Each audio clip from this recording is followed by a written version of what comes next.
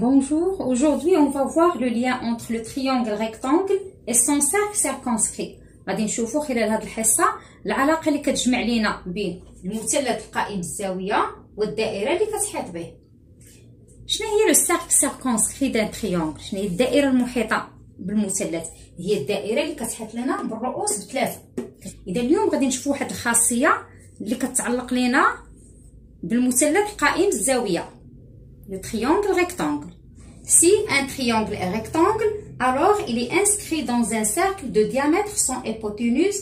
Ce cercle est appelé cercle circonscrit à ce triangle. إذا كان عندنا واحد المثلث si un triangle est rectangle، كان عندنا مثلث قائم الزاوية، alors il est inscrit. inscrit يعني محاط dans un cercle بدائرة de diamètre كيكون القطر ديالها sans hypoténuse. القطر ديال هاد الدائره اللي غتحيط لنا بالمثلث القائم الزاويه راه تيكون هو ليبوتينوز. شنو هو ليبوتينوز؟ هو الضلع اللي كيكون مقابل لنا مع الراس اللي فيه الزاويه القائمه. اذا هذا تيكون تيمثل لنا القطر ديال الدائره. ثم كيكون هاد المنتصف ديال هاد الضلع كيكون هو المركز ديال الدائره. Ce cercle est appelé cercle circonscrit à ce triangle. هاد الدائرة كتسمى سيركل سيركونسكري، هي الدائرة اللي كتحيط لنا بالمثلث. غنشرح لكم في هاد المثال باش تفهموا اكثر الخاصية. إذا غادي ناخدو هنايا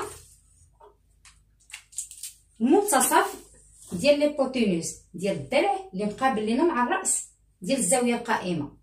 غناخد المنتصف هنا، غادي نرسم نشوف هاد الضلع بيسي شحال فيه. عندنا 2 سنتيم. المنتصف غيكون هو 1 سنتيم. يمكن لكم تستعملوا باش توجدوا المنتصف يا اما المسطره او البركار. هنا غادي نسمي هذا المنتصف ام لو ميليو دو بي سي، يعني هاد المسافه كتساوي ليا هاد المسافه. شنو على حساب هاد الخاصيه شنو تيمثل ليا بي سي؟ تيمثل ليا القطر ديال الدائره، و ام المنتصف ديال بي سي هو المركز. نرسمو هاد الدائرة. غادي نحط هنايا هاد المنتصف كيمثل ليا هو المركز ديال الدائرة اللي غتحيط لنا بهاد المثلث. إذا غادي نرسموها. رسمت لو سيركل سيركونسكري دو تريونغل أ بي سي، الدائرة المحيطة بالمثلث أ بي سي. كتلاحظوا راه كتمر لينا بالرؤوس بثلاثة، والمركز هو ام هو منتصف ليبوتينوز، هو منتصف الوتر يعني الضلع اللي مقابل لنا مع الراس اللي فيه الزاويه القائمه. ثم بالنسبه للقطر ديال هذه الدائره لو ديامتر ديال لو سيركل سي هو بي سي. اذا الان الا بغينا نحدو لو سونتر ديال هذا لو سيركل اي لو ديامتر، اذا لاحظوا معايا كيفاش غادي نحدو. ا بي سي est un triangle rectangle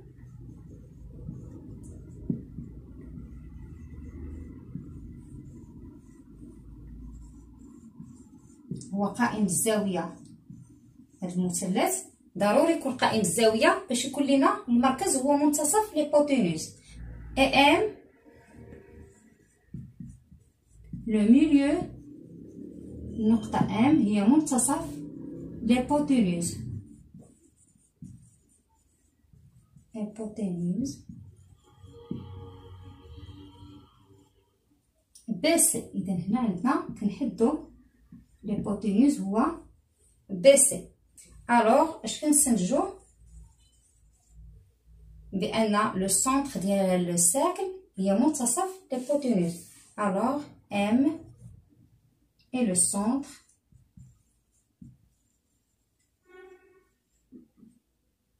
du cercle circonscrit محيطة بالمثلث circonscrit محيطة au triangle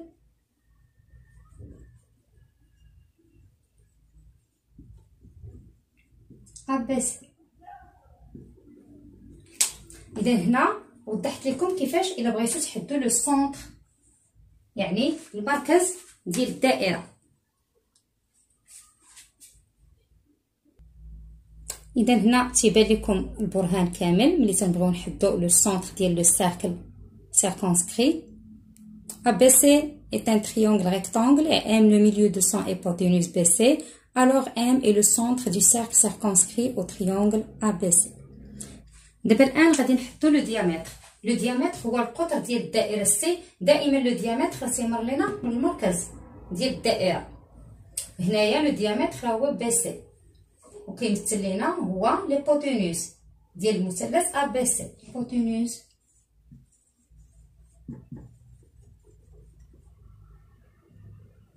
BC et le diamètre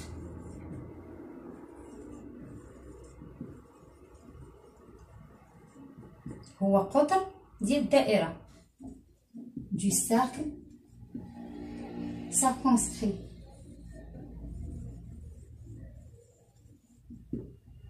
خلال هذه الخاصية استفدنا لو سونتر ديال الدائرة المحيطة بالمثلث القائم الزاوية اللي تيكون هو المنتصف ديال الهيبوتينوز، الضلع اللي كتكون مقابل لينا مع الزاوية القائمة، وتيكون هذاك الهيبوتينوز هو قطر للدائرة.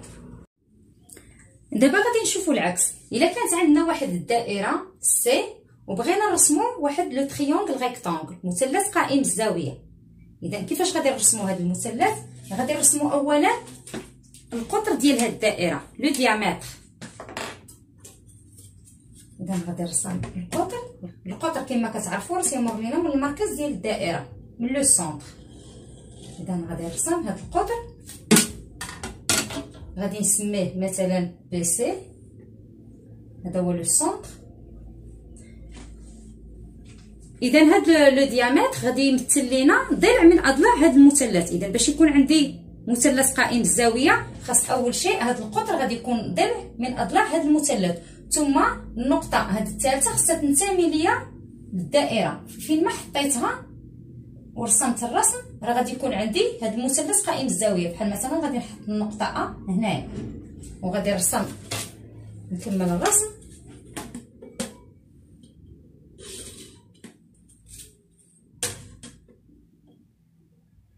كما كيبان لكم هنا الا شفنا هذا المثلث راه قائم الزاويه.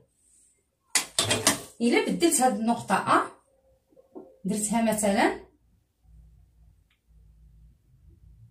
هنايا فين ما خديتها، المهم خصها تكون كتنتمي ليا الدائره سي. نحطها مثلا هنا النقطه ا وغادي نرسم المثلث.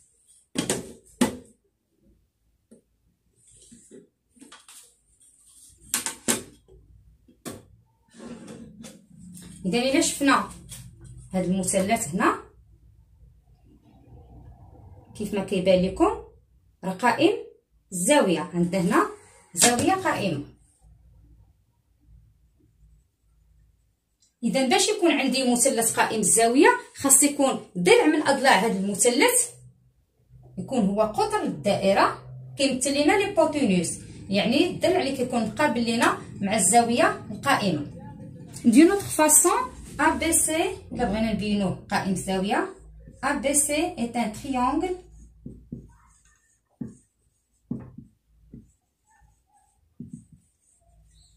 inscrit يعني محاط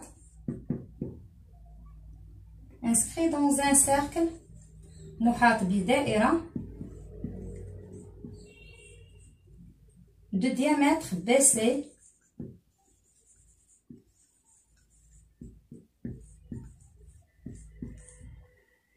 alors ce triangle est rectangle.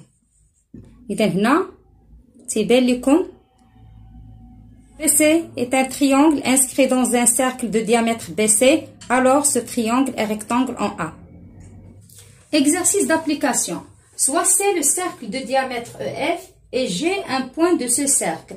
Montrez que EGF est un triangle rectangle en G.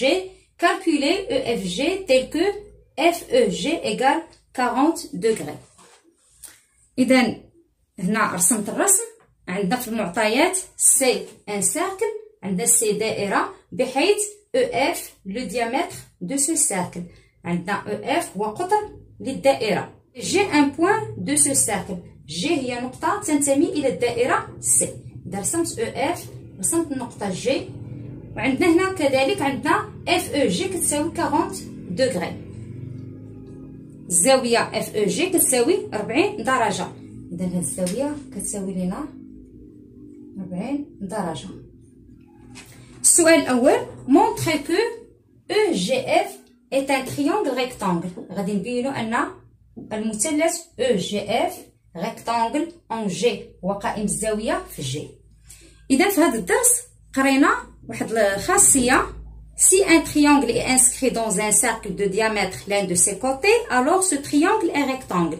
إلا كان عندنا واحد المثلث محاط بدائرة وثم قطر هذه الدائرة هو ضلع من أضلاعه فإن هذا المثلث راه قائم الزاوية. إذا غنستعملوا هذه الخاصية باش غادي نبرهنوا في السؤال الأول. إذا مباشرة عندنا او اف هو قطر للدائرة وجي نقطة من الدائرة سي. إذا هذا المثلث راه قائم الزاوية. إذا جي تنتمي إلى سي، غادي نستعمل غير هذا الرمز يعني تنتمي إلى سي دو ديامتر، ثم عندنا القطر هو او اف دو ديامتر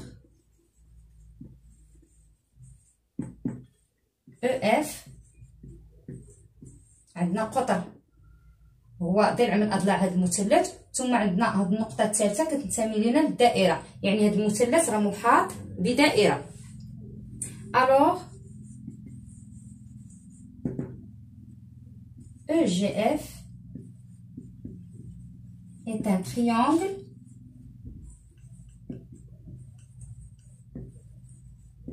rectangle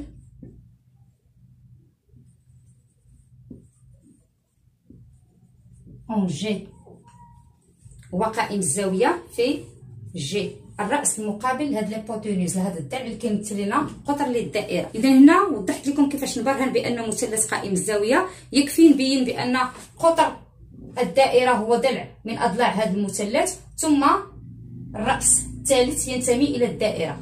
إذا غنوضح لكم البرهان باش يبان لكم كامل. الآن كيفاش نبينو القياس ديال هذه الزاوية؟ عندنا في السؤال الأول وضحنا بأن هذا المثلث راه قائم الزاوية. شنو هو قائم الزاوية؟ يعني أن هذه الزاوية EGF كتساوي 90 درجة، ثم عندنا هنايا الزاوية في المعطيات كتساوي 40 درجة، وكنعرفوا بأن مجموع قياس زوايا مثلث هي 180 درجة. إذا هذه 90 غادي تبقى هذه زائد هذه كذلك 90. إذا غادي نوضح لكم برهان. on sait que le triangle عندنا المثلث وضحنا السؤال الأول راه قائم الزاوية EGF rectangle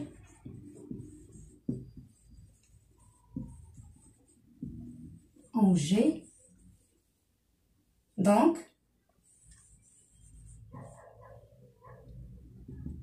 EGF كتساوي لنا 90 درجة. الوغ إذا ملي هذه 90 درجة المجموع ديال هذه وهذه كذلك 90 درجة باش يكون المجموع ديال القياس ديال المثلث كامل 180. إذا جي او اف هاد الزاوية زائد جي اف او كتساوي لنا 90 درجة، وهنا في المعطيات او غنعوضوها ب 40 درجة. إذا هاد الزاوية كتساوي لنا 40 درجة زائد الزاوية اللي كنبحثو عليها كتساوي لنا 90 درجة. إذا جي اف او كتساوي لنا 90 ناقص 40، دونك جي اف او كتساوي 90 ناقص 40، دونك جي اف او ايكال 50 دوغري. غنوضح لكم برهان باش يبان لكم كامل. كنتمنى تكونوا فهمتوا هذا الدرس، ونتلاقاو في فيديو اخر ان شاء الله.